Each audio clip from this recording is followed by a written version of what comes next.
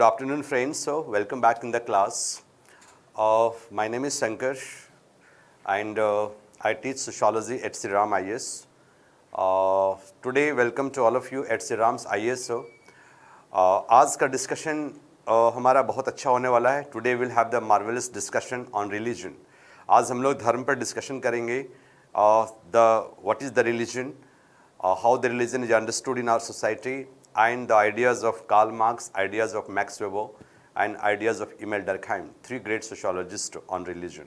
We'll go for the comparative study of the ideas of these three thinkers on religion. तो सबसे पहले हम देखेंगे कि simply how religion is understood by the society and people, and what is the sociological explanation. So the discussion of my topic is that how sociology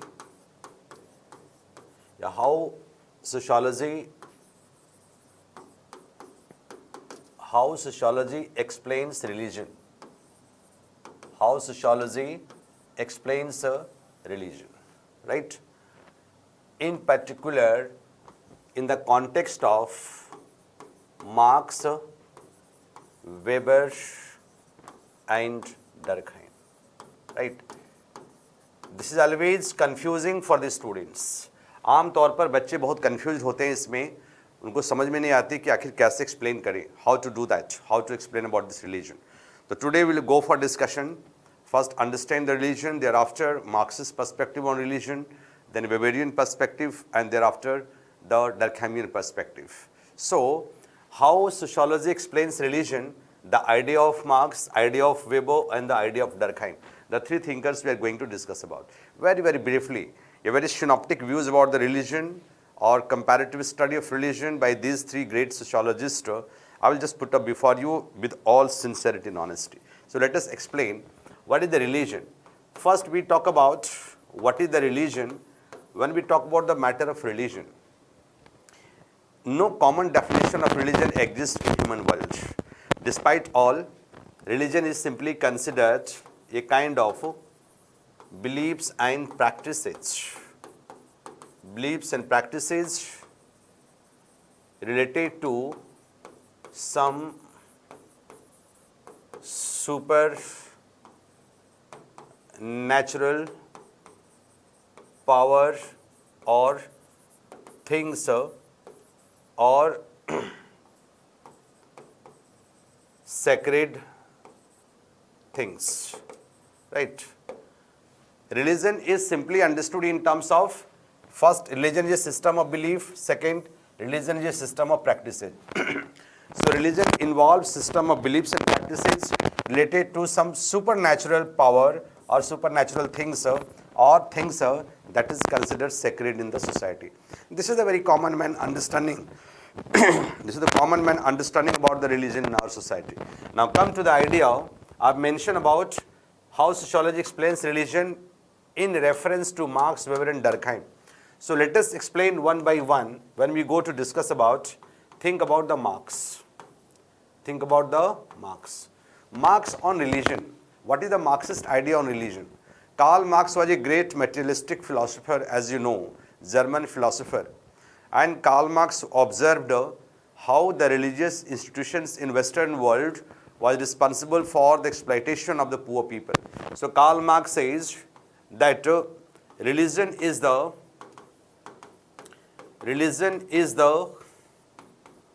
part of material reality, not the supernatural reality. Religion is the part of material reality, number one. First, he says religion is the part of material reality, or basically this is related to the material world, first one. Second, he says that religion is a powerful instrument. Religion is a powerful instrument of exploitation. Powerful instrument of exploitation that legitimizes suppressions and inequality, right? So idea is religion is a powerful instrument of exploitation. Religion is used by the elite class, or religion is used by the ruling class, bourgeoisie class, to exploit the poor people. So it is the powerful instrument of exploitation and legitimizes the separation and inequality of the people. This is the definition of Karl Marx. Therefore, Marx would say religion is opium to the masses. Now come to the second person. When we talk about the Durkheim, Emile Durkheim, Emile Durkheim, a great French sociologist and French philosopher, his contribution to the religion is great. He studied a elementary form of religion, right? He studied totemism. Totemism, like among Arunta tribes of Australian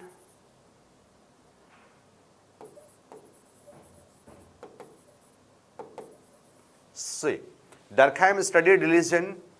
He wanted to study the most primitive substance of religion in pure form. Therefore, he opted the Arunta tribe of Australian aborigine, and he tried to study religion over there. And his study is known as the Totemism, the elementary form of religious life, where he tried to understand the true nature of true essence of religion, not contaminated by the today's ideological orientation, right?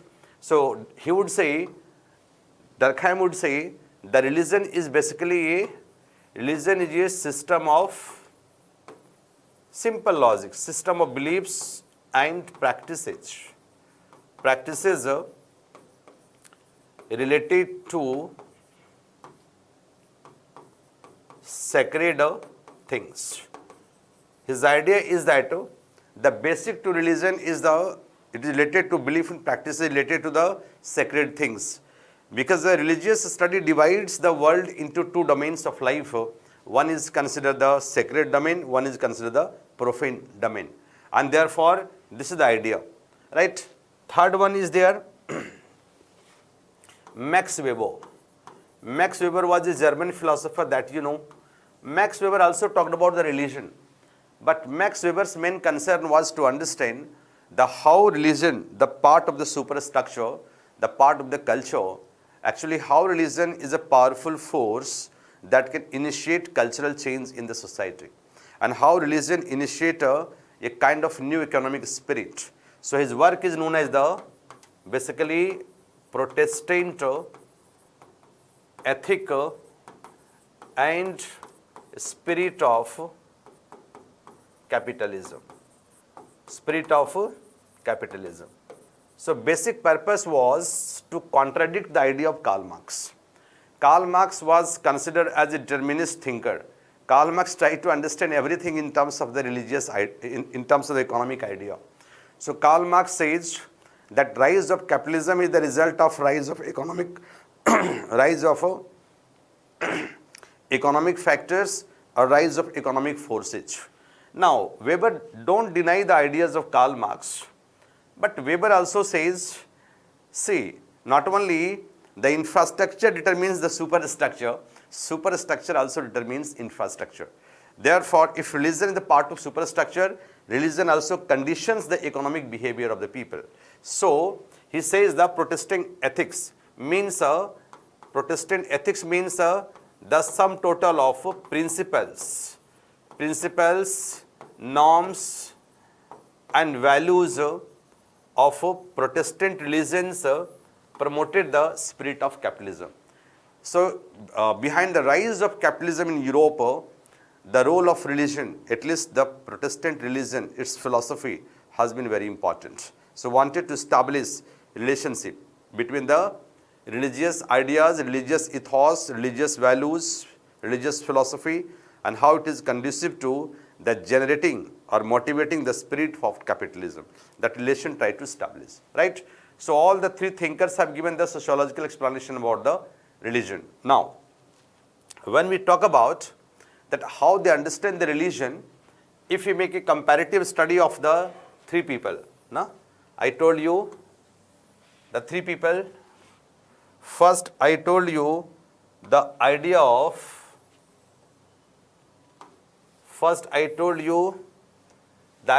Marx, right? We can say idea of Weber and idea of Durkheim. Now, if you think about the comparative study of the three thinkers, you will find that they have different ideas. They have different ideas. Suppose when we talk about religion, the Marx would say religion is meaning. Meaning, when we talk about, Marx would say religion is an illusion. Religion is an illusion that legitimizes people's condition, right? Religion is an illusion that legitimizes people's condition. First one, Weber would say religion is he says that religion talks about the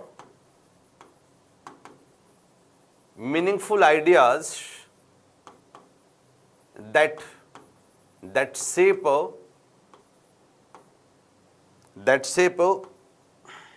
or conditions that shape social action or condition social actions. So it involves some set of ideas. So religion involves some set of ideas. Durkheim would say religion means this involves division of world into two domains. That is we can say these two domains are that we have basically sacred and that we have the profane, right? So basic to religion in any society is the division of this world into two domains of life. One is the sacred, one is the profane. This is the explanation given by the Durkheim. So meaning part is done. Now function of religion. When we talk about its meaning, done. When we talk about its function of religion. Yeah, this is very important. Why religion is worshipped across the world? From the most primitive society till today, religion is found in human life. That is why Karl Popper, one great Austrian philosopher, once he made the statement that mankind has proved that they can live without science, but mankind is yet to prove that they can live without religion.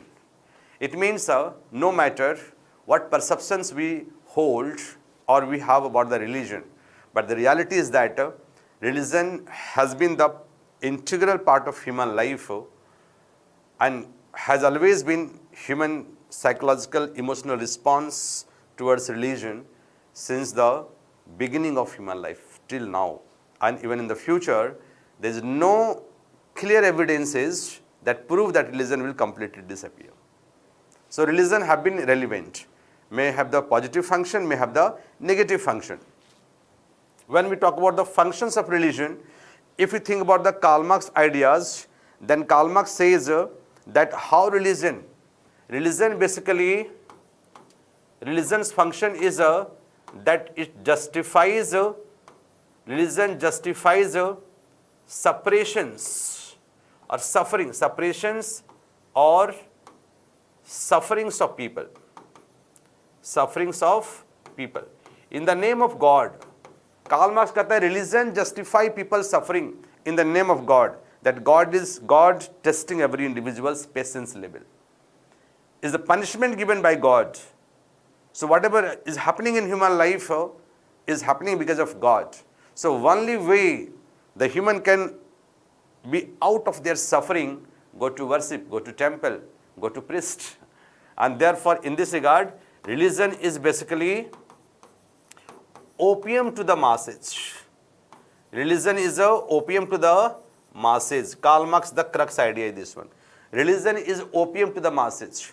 As a opium dulls the pains created by sufferings or as when a person is under the impact of opium, he feels a kind of hallucination, an untrue condition by hiding the true condition. Similarly, religion hides the true conditions, the true causes, the true sufferings of humans. And religion basically leads to a kind of situation that is untrue in their life. So as long as people are in the impact of opium, religion, so long they won't be able to understand their condition. So religion is in this regard, a very dangerous to human being, because religion legitimizes their inequalities, their sufferings in the name of God, and religion makes a false promise to the people of a life of paradise, a great life in paradise, only after death, not before the death. That's why religion to be rejected. Max Weber say, the religion promotes social change. Simply idea, religion promotes social change, cultural change, like a spirit of capitalism. So religion is the spirit of capitalism. Spirit of capitalism is promoted by the religion. So he also has given somehow functional explanation with regard to the role of the religion. It's promote the spirit of capitalism. So religion is dynamic. So it says religion is a dynamic force. Religion is dynamic force. Now come to the Emile Durkheim. Emile Durkheim's idea of religion is great. Emile Durkheim was a great sociologist, mainly functionalist. So Durkheim has given the functional explanation of religion, holding that religion is a powerful instrument of social stabilization. So religion is a kind of stabilizing force in society. Religion is a great stabilizing force. Religion समाज में स्थिरता लाता है, stability लाता है. Religion promotes solidarity. Religion promotes solidarity, social solidarity. Social solidarity. Religion promotes brotherhood. किसमें? Those people who are the follower of a particular religion, within the group it promotes social solidarity. So religion is a powerful instrument of social stability. समाज को बनाए रखने के लिए, समाज को टिकाए रखने के लिए और समाज में stability लाने के लिए, the religion is a powerful instrument to organize the people. So religion is an organizing force. So Karl Marx talks about very negative role of religion. Durkheim, Weber in between, and Durkheim is a very positive role about the religion, right? अब last part हम देख सकते हैं, what is the solution? I mean talk about again same idea, Marx, again Weber, again Durkheim, right? Marx, Weber and Durkheim. Now when we talk about these people, future of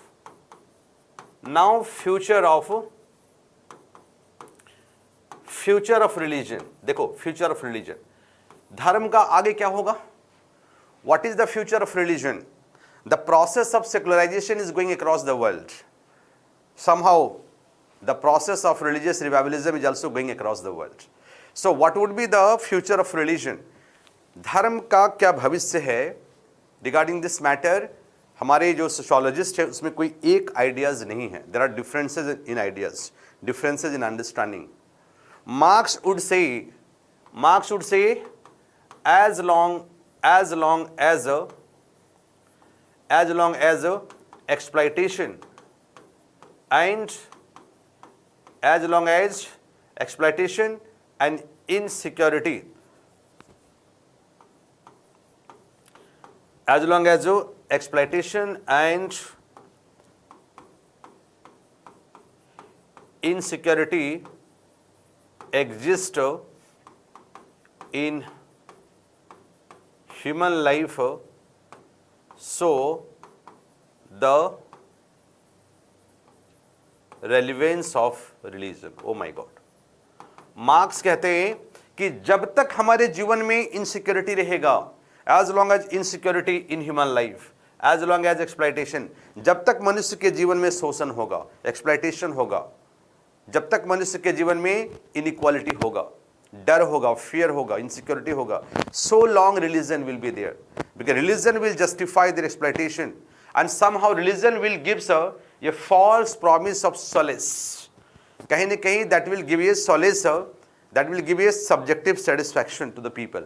That is why religion is followed by people, because somehow religion gives a false kind of promises and a kind of a psychological satisfaction that is not real. So religion will exist, but finally कहते हैं but will disappear. But religion will disappear in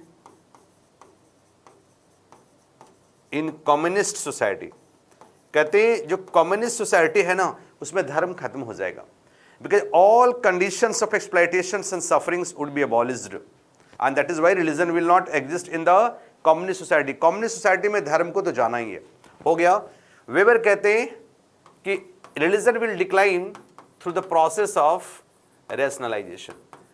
Through the process of rationalization, religion will decline. Rationalization, so religion will basically decline. Durkheim कहता है कि no, religion will not decline. He say कहते हैं form may change, form of religion may change, religion may change, but its need for society will continue. कहते हैं धर्म का स्वरूप बदल सकता है, धर्म खत्म नहीं होगा. धर्म का मनुष्य के जीवन में जरूरतें हैं. Religion has a role in our life. Religion has a role in human life. So you cannot abolish religion. You cannot reject religion. इसके स्वरूप बदलेंगे. Shape and size, followers will be different, but religion will exist in our life. धर्म कैसे खत्म कर दोगे? Religion is essential part of our life. Religion has some functional role. Religion has some essential role. Religion promotes solidarity, gives satisfaction, solace. So how can it be there? So form will change, but religion will continue. ये कहते हैं थोड़ा सा, because the process of rationalization decline होगा, क्योंकि process of rationalization will leads to process of secularization. So with the rise of rationalization and secularization, the impact of religion will continue, but completely disappear or not, we don't know. So Karl Marx has the extreme negative position. Weber has the extreme positive position, and Karl Marx extreme negative position with regard to religion, Durkheim extreme positive position with regard to religion, and Weber has the middle path. So this is the idea of the religion.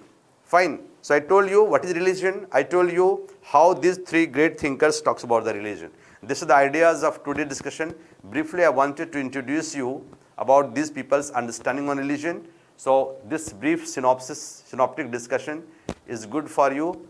Now we are going to wind up this class. We are going to wind up this our discussion.